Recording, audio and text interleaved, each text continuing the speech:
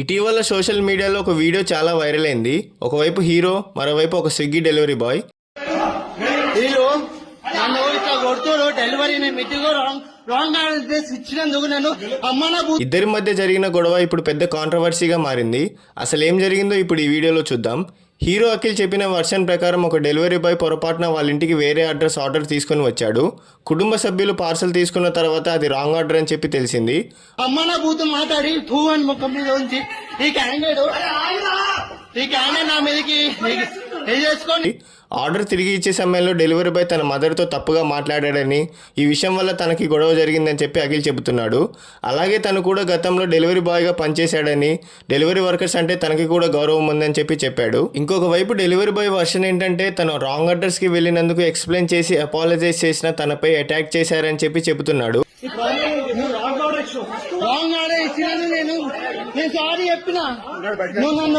అలాగే తన ఫ్యామిలీని కూడా ఇన్సల్ట్ చేశారని, ఈ విషయం తనకి చాలా బాధ కలిగిందని చెప్పాడు. ఇక్కడ నా ఒపీనియన్ ఏంటంటే ఒక చిన్న మిస్అండర్స్టాండింగ్ కూడా చాలా పెద్ద ఇష్యూ అవ్వడానికి కారణం మన కోపాన్ని కంట్రోల్ చేసుకోకపోవడమే.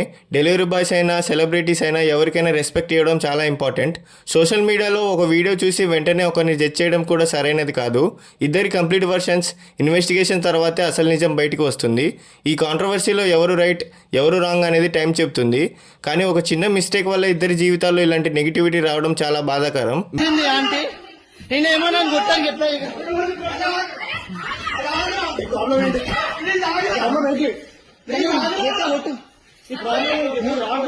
మీ ఒపీనియన్ ఏంటో కామెంట్ చేయండి గైస్. అఖిల్ సైడ్ కరెక్ట్ అంటారా లేక డెలివరీ బాయ్ సైడ్ కరెక్ట్ అంటారా? కామెంట్ చేసి చెప్పండి.